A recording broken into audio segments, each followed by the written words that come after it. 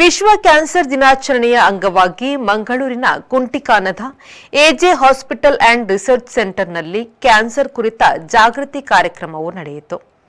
ಕಾರ್ಯಕ್ರಮವನ್ನು ಎಜೆ ಆಸ್ಪತ್ರೆಯ ವೈದ್ಯಕೀಯ ನಿರ್ದೇಶಕರಾದ ಡಾ ಪ್ರಶಾಂತ್ ಮಾರ್ಲಾ ಮತ್ತು ಅತಿಥಿಗಳು ದೀಪ ಬೆಳಗಿಸಿ ಉದ್ಘಾಟಿಸಿದರು. ಬಳಿಕ ಮಾತನಾಡಿದ ಅವರು, ಹೆಚ್ಚಿನ ಕ್ಯಾನ್ಸರ್ಗಳು ಸೂಕ್ತ ಸಮಯದಲ್ಲಿ ಚಿಕಿತ್ಸೆ ದೊರೆತರೆ ಗುಣವಾಗುತ್ತದೆ. ಕ್ಯಾನ್ಸರ್ ಚಿಕಿತ್ಸೆಯ ತಂತ್ರಜ್ಞಾನ ಮುಂದುವರೆದಿದ್ದು ಚಿಕಿತ್ಸೆಯನ್ನು ಮತ್ತಷ್ಟು ಸರಳಗೊಳಿಸಿದೆ ಎಂದರು. The sense of, telling them nothing is going to happen and they need to be fearless, I think they will conquer the battle much earlier. I'm sure Madam is going to agree because she's going to talk on the psychological aspect of the cancer that they are later this morning. I have experienced this because I had cancer in the family. My father had cancer, esophageal cancer, but I kept on telling. I didn't discuss anything with him when we had detected that he has got esophageal cancer. Neither he asked me also. He being a doctor, he realized that he has a CA esophagus. But throughout the procedure, this thing, till we got him operated, he never discussed what is the prognosis, what is going to happen, nothing.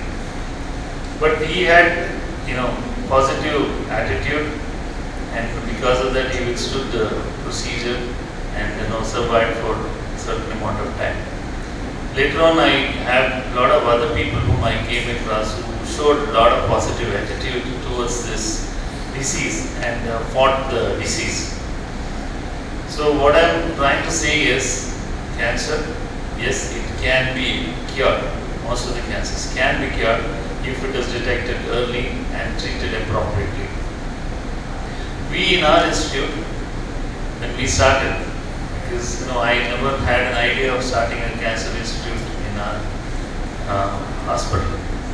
So later when I found that these facilities are not available when my father had cancer, we thought we should have all the facilities in this region to give service to the people in and around of Dakshin Kannada. So that's the reason why, with the help of management, we saw to it that we got the best of best equipments, best of best staff members and the technicians to deliver the good cancer care to the patients. And at the moment, I'm proud to say that we have an excellent team of doctors and the most advanced, the equipments. I was just talking to Dr. Kamlakshi Naik. He was talking about the active breath hold treatment, which can be done for the cancer lung and CA breast, maybe liver. When which we did it in our CA prostate earlier. We used to have a gold seed implantation where to fix the prostate every time when you irradiate the prostate. So similarly, there is a new software which has come and within hardware with which they can give a very precise treatment, radiation treatment to the patients who are suffering from these diseases. Add to that, we have a team of consultants who support all the cancer doctors in terms of, we have a surgical robo with which we can do surgeries with the minimal invasive surgeries. We have interventional radiology where we can do any catheter related interventions, and we have all the support team in our hospital to give a better cancer care to the public. So I'm sure with these few talks after my presidential address, they are going to elaborately tell what are the facilities which we have and the newer cancer techniques which come into the picture, and hope this will create awareness in the public and let the public get benefit out of it, and more people fight the cancer and survive the cancer. Thank you. ಮುಖ್ಯ ಅತಿಥಿಯಾಗಿದ್ದ ಯನಪೋಯ ಸಂಸ್ಥೆಯ ಡಾ. ದೀಪಾ ಕೊಟ್ಟಾರಿ, cancer ಕುರಿತ ತಪ್ಪು ಕಲ್ಪನೆ ಮತ್ತು ಅನಗತ್ಯ ಭಯದ ಕುರಿತು ಮಾತನಾಡಿದರು. Cancer compare to women compare to man there is some changes. ಈಗ ನೋಡಿದರೆ ಗಂಡಸರಲ್ಲಿ ಬರುವ ಕ್ಯಾನ್ಸರ್ ಮತ್ತು ಹೆಂಗಸರಲ್ಲಿ ಬರುವ ಕ್ಯಾನ್ಸರಲ್ಲಿ ವ್ಯತ್ಯಾಸ ಏನಂತ ಹೇಳಿದರೆ, ಗಂಡಸರಲ್ಲಿ ಹೆಚ್ಚಿನ ಕ್ಯಾನ್ಸರ್ಗಳು ಕೊನೆಯ ವಯಸ್ಸಿನಲ್ಲಿ ಅಂದರೆ 60ರ ನಂತರ ಹಾಗೆ ಕಾಣಿಸಿದರೆ, ಹೆಂಗಸರಲ್ಲಿ ವಯಸ್ಸಿನಲ್ಲಿ ಕ್ಯಾನ್ಸರ್ಗಳು ಕಾಣಿಸ್ತದೆ. ಮತ್ತು ಬಹು ಮುಖ್ಯವಾದ ಕ್ಯಾನ್ಸರ್ಗಳು, ಈಗ ಹೆಂಗಸರಲ್ಲಿ ನಾವು ಮಾಮೂಲಿಯಾಗಿ ಡಿಸ್ಕಸ್ ಮಾಡುವ ಕ್ಯಾನ್ಸರ್ಗಳು ಬಂದರೆ ಸರ್ವೈಕಲ್ ಕ್ಯಾನ್ಸರ್ ಇರ್ಬೋದು, ಅದಕ್ಕೆ ಗರ್ಭಕೋಶದ ದ್ವಾರದ ಕ್ಯಾನ್ಸರ್ ಅಂತ ಹೇಳ್ತೀವಿ. ಬ್ರೆಸ್ಟ್ ಕ್ಯಾನ್ಸರ್ ಇರ್ಬೋದು, ಅದಕ್ಕೆ ಸ್ತನದ ಕ್ಯಾನ್ಸರ್ ಅಂತ ಹೇಳ್ತೀವಿ.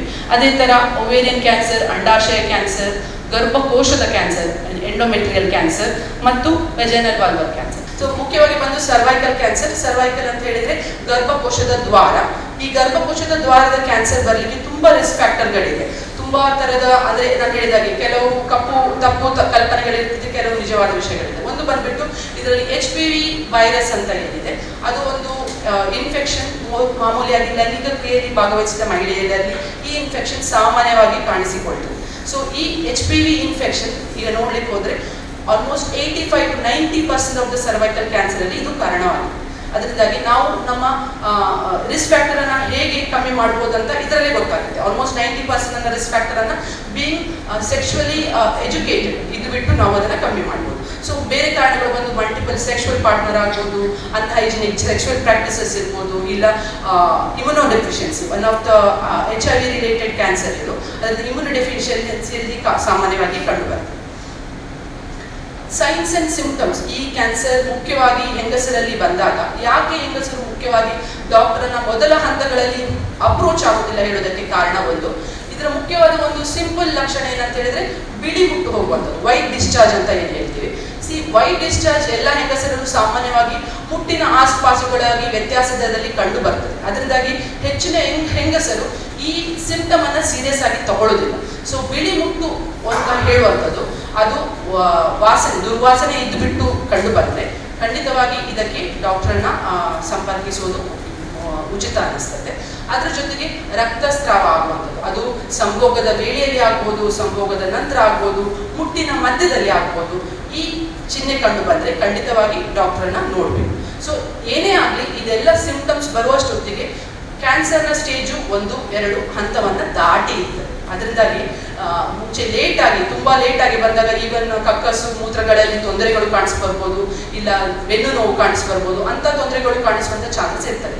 ಬಟ್ ಆದರೆ ನಮ್ಮದು ಉದ್ದೇಶ ಈ ಕ್ಯಾನ್ಸರ್ ಅವೇರ್ನೆಸ್, ಕಾಯಿಲೆ ಬಗ್ಗೆ ಚಿಹ್ನೆಗಳು ಕಂಡುಹಿಡಿಯುವ ಮುಂಚೆ ನಾವು ಇದನ್ನ ಏನು ಮಾಡಿ ಮೊದಲನೇ ಹಂತಕ್ಕಿಂತ ಮುಂಚೆ ಪತ್ತೆ ಹಚ್ಚಬಹುದು ಅದನ್ನ ನಾವು ನೋಡ್ಲಿಕ್ಕಿರುವಂಥದ್ದು. ಯಾಕಂದ್ರೆ ಸ್ಟೇಜ್ 4 ಅಲ್ಲಿ ಬ್ಯಾಕ್ ಪೇನ್, ಕಕ್ಕಸ್ ಮೂತ್ರದಲ್ಲಿ ತೊಂದರೆಗಳು ಬಂದು ಕಂಡು ಹಿಡಿದ್ರೆ ಅದರ ಉಪಯೋಗ ಎಷ್ಟು ಟ್ರೀಟ್ಮೆಂಟ್ ಮುಖಾಂತರ ಸಿಗ್ತದೆ. ಅದಕ್ಕೆ ನೋಡಿದ್ರೆ ಅರ್ಲಿ ಡಿಟೆಕ್ಷನ್, ಈವನ್ ಕ್ಯಾನ್ಸರ್ ಹಂತಕ್ಕೆ ತಲುಪದ ಮುಂಚೆ ನಾವು ಕಂಡು ಹಿಡಿದ್ರೆ ನಮಗೆ ಅದರಲ್ಲಿ ಉಪಯೋಗ ಇದೆ. ಸೊ ಅದಕ್ಕೋಸ್ಕರ ನಾವು ಸ್ಕ್ರೀನಿಂಗ್ ಎಂಬ ಪ್ರೋಗ್ರಾಮ್ ಅನ್ನ ಯೂಶುವಲಿ ಆಗಿ ಮಾಡ್ತೀವಿ. ಸ್ಕ್ರೀನಿಂಗ್ ಅಂತ ಹೇಳಿದ್ರೆ ಇದು ನಾರ್ಮಲ್ ಆಗಿ ಸಿಂಪ್ಟಮ್ ಇರದಂತ